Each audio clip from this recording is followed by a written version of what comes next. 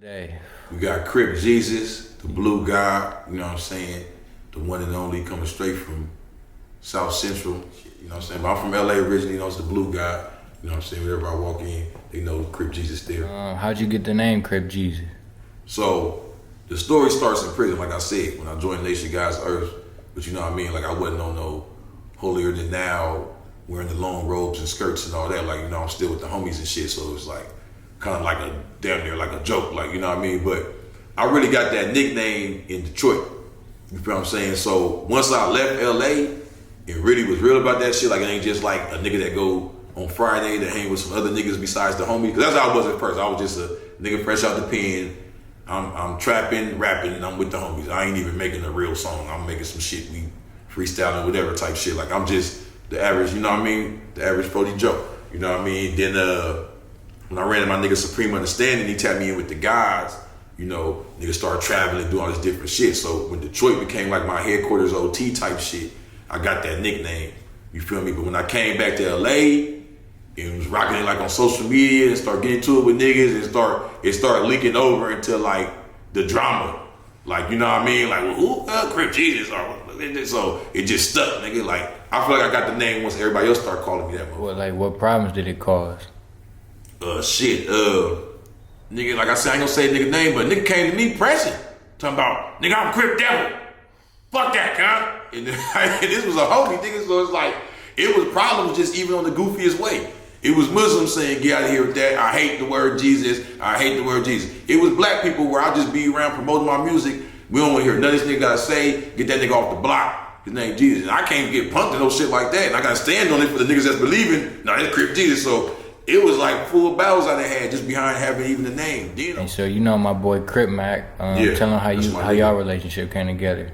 Oh yeah, so I met Crip Mac through my nigga Tiny Gun. So when I came back, I had the Crip Jesus shit cracking. I seen my nigga Tiny Gun, and he was at a show, and they was finna do dessert, and he introduced me to Cud, and we just clicked off right there. You know, I'm very burnt out, so Cud burnt out. It's like we get along that way. Mm-hmm. You know, we even kind of clash sometimes. Like it's just we both burnt out. It's like two crazy motherfuckers yelling, like two monkeys talking. Like, yeah, he talking. He say some monkey shit. How long you been knowing him? Shit, that was like about a year ago. So that was before the fame and all that shit he had? Or around? No, he was popping. He wasn't like how he is now, but he was popping though. He had brought you on No Jumper and shit. Tell him how that experience was.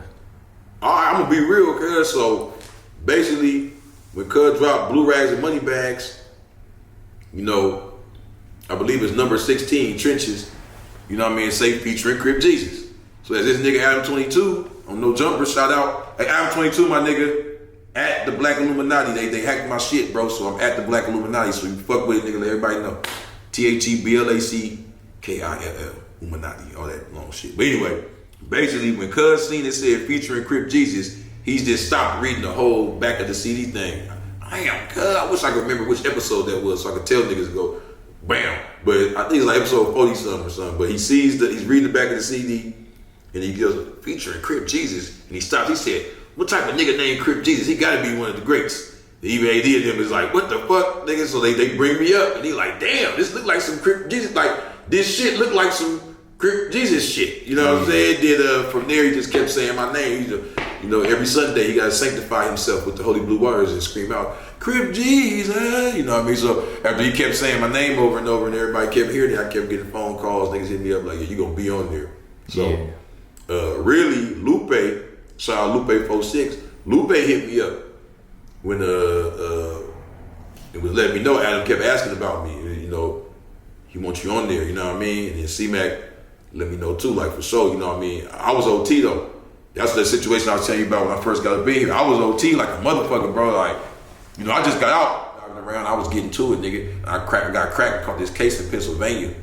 So nigga, I just got out for that motherfucker. So that's why the story sounds so crazy like that. Like I nigga just got out for that motherfucker, and then that's when Lupe hit me. Like that nigga caught the case. Remember C-Mac got called the burner. Mm-hmm. So she like, oh, what I'ma do? Oh, neighborhood, bro. You know, and she called me like, Crip Jesus, come and start a new thing. You know, she thought he was gonna do some time. So Crip Jesus was coming to resurrect the Big C. You know what I'm saying? And then Cuz dropped back out, and we end up nigga on the set, bro. Like I'm pulling up to no jumper. Cuz just got out. He pulled up to no jumper, and we just went in there and knocked it out. It was a good day for the Crip universe. Yeah. It was a good day, man. That's when the Crip world met Crip Jesus, and that's when Cuz got in jail. When everybody was hating, saying he been that time. So you say you was locked up with Monster Cody? Yeah. So hey, you the first nigga to ask me about that. Let's get into that, cuz. Set. Monster Cody, he got the name. I mean, his name was Monster from the hood, whatever. But he wrote a book called Monster back in the, I believe, like the 80s. So he wrote the book, and that was like the first book of his kind. It was like 300-some pages describing his life, gangbanging. Now, there's a lot of controversy about the book. Niggas say it ain't true, this, that, other. But what I'm saying is that was the first book like that, to my knowledge. Especially not just like a gangster book, but LA gangbanging, blood, Crip, not the GD, not the, this specific, you know what I mean? What you saw in colors. This is a nigga memoir of it. It's around that time that movie came out and all that. So, with that movie and the gangster rap, this was you get what I'm trying to say, bro? This was the first time. It ain't like now where nigga, oh, my uncle got a book about gangbang. What that mean, cuz? Like, this was the beginning, bro. So this was when his book was republished in like Russia and shit like that, in different languages. Like, oh my God, read this shit about killing all these people and all this crazy shit and chopping up motherfuckers and all that. So this nigga had this crazy ass life of doing all these different, murders and shit against the homies. You know what I'm saying? Against other motherfuckers, whatever, whether it's true or not, whatever. And this is what he talking about in the book. And this shit blew up. Now a lot of different niggas. I put it like this. I'm confident enough to say that I feel like Monster Cody started the whole the gangster, violent, urban novel shit. You know what I'm talking about? Like niggas be in jail reading all these books about selling dope and gangbang and all that. Like his book was about his life, but you get what I'm saying? Like that was the first time it was entertainment like that, and it was that real, that type of life. So that's where there's a lot of people that read them books ain't met him. Now I got a book I'm gonna drop called The Blue Bible, and I talk about that in there. How when I went to juvenile hall, bro, that was my introduction to Monster Cody. Every other cell I went in, they had his book. Some niggas with blood, and the staff was telling us to read the book because they were just happy we was reading. But the book, like, so he had this allure to him. You know what I mean? As this, this super, and it ain't like where Nipsey or Ice Cube where they rap or do anything else to look at. It's only that. So niggas just know him outside of here. Like besides, here you got niggas, fuck that nigga out of that. But outside of here, where it ain't that type of beefing and enemy and judgment, niggas just look at this nigga like some major, like, you know what I'm saying? Like he's a big Crip. So and I did time on the yard. That nigga, he had a class to help niggas like get book deals and all that. He even offered to put his name on my shit, like put the introduction, give me a fat check, you know what I mean? And when I got out that motherfucker, he gave me all these numbers to call and addresses to write and all that. And when I got out that motherfucking prison after doing all that time all my life and stepped into actual South Central and see what was going on, like, I'm not calling this nigga. What differences you see in the Crippin' on the East Coast and then back over here on the West Coast? Damn, why you ask me that, man?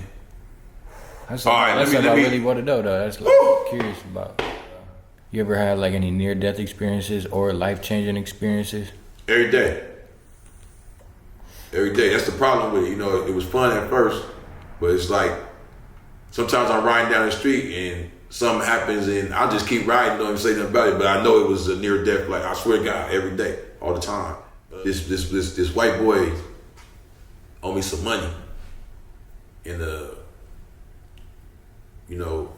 I spit on this motherfucker. I was in prison.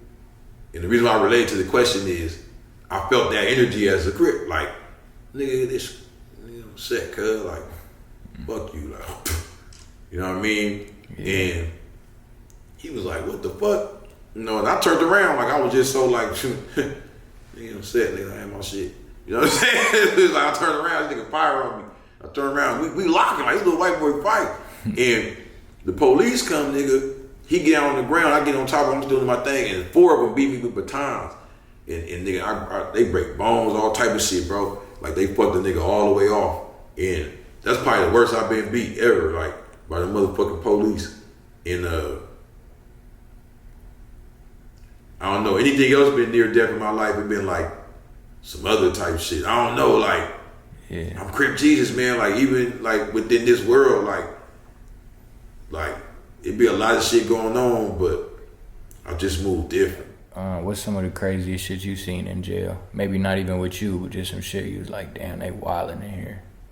That stick out in your head. I seen a lot of shit, man.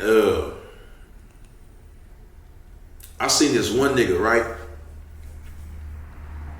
This nigga said something about a nigga like, it wasn't even like you a bitch or nothing like how you would think. Like he just said some shit like, oh, that nigga don't be doing all that, man. I ain't it. So somebody said to this nigga that he said you ain't like that. That nigga came outside with a knife. Then that nigga came outside with a knife because he heard that nigga was coming with a knife. And they both sit here, stab each other. And the big nigga stabbed this nigga in the head. And he take the knife and stab him in the chest. And he take the knife and then throw it over the wall. And then they fighting over the other knife. Then I don't know. That was like the sickest. That was one of the sickest things. I see a lot of sick shit, bro. I done seen motherfucking 20 Mexicans get on one nigga. You know what I mean? Then we all run over there to help. Like I didn't see. I don't know. I guess that's another thing I'm learning right here on this camera in front of you is that I didn't block a lot of that shit out, bro. Because I didn't see. I could just, as I recollect, I could get even gorier and worse. Like I didn't see. Like I don't know. Like just to like you just start ignoring that shit after a while. Like I didn't watch a lot of motherfuckers get killed with their bare hands in front of me. With you know what I mean, with a piece of plastic or metal and like the way that happens, like where motherfuckers tearing this out. And, doing all this, like I could just describe this shit all day. Like it's just like that's what it is. When you know, I went there young. And, you know, I came out 30 already, so it was like, you know, I seen some shit. You know what I mean? When you see the lavishness, or as we describe, like whether it be a chain or a car, whatever, right? Why is it that niggas, not just black people, just niggas, even like you, like just nigga thinking motherfuckers. Yeah. Why is it that we always come to the conclusion that the only way to get on is something illegal or something lazy? Mm-hmm. So then you got your empire, wherever you want, you got your store, whatever. But the motherfucker Indian next door who barely speak English, he got all that. He got the bank on. You know what I'm saying? I'm saying rise up, nigga. I'm not even gonna go against the crime and the thug shit. We had our time for that. There was a time where that's what that meant. You know, pimp the homie's little sister and hit a lick. And that was cool. But now, nigga, Nipsey and them that raised the bar, nigga, you gotta do better with your crippin'. For sure. I ain't even saying stop crippin', I'm saying elevate that shit, nigga. Get an A&B apparel store or something, nigga. You know what I'm saying? Nigga, shout out to the homies. Yeah, no, for sure. Elevate that shit. You know, like, cause that's what I'm saying, bro. Without all the Crip G's character shit, like just on some real nigga shit. Like, hey, bro, I hate when niggas say they got a business or a company and they ain't got no EIN number. Just start with that alone. Like, I'm getting tired. You a CEO, you don't got an EIN, nigga, you're not even a sole proprietor shit. Do you even know what the fuck that is? Mm-hmm. See what I'm saying? So that's what I'm saying. Like, I'm just, Crip been around too long for the niggas that's part of it to just nothing. Nah.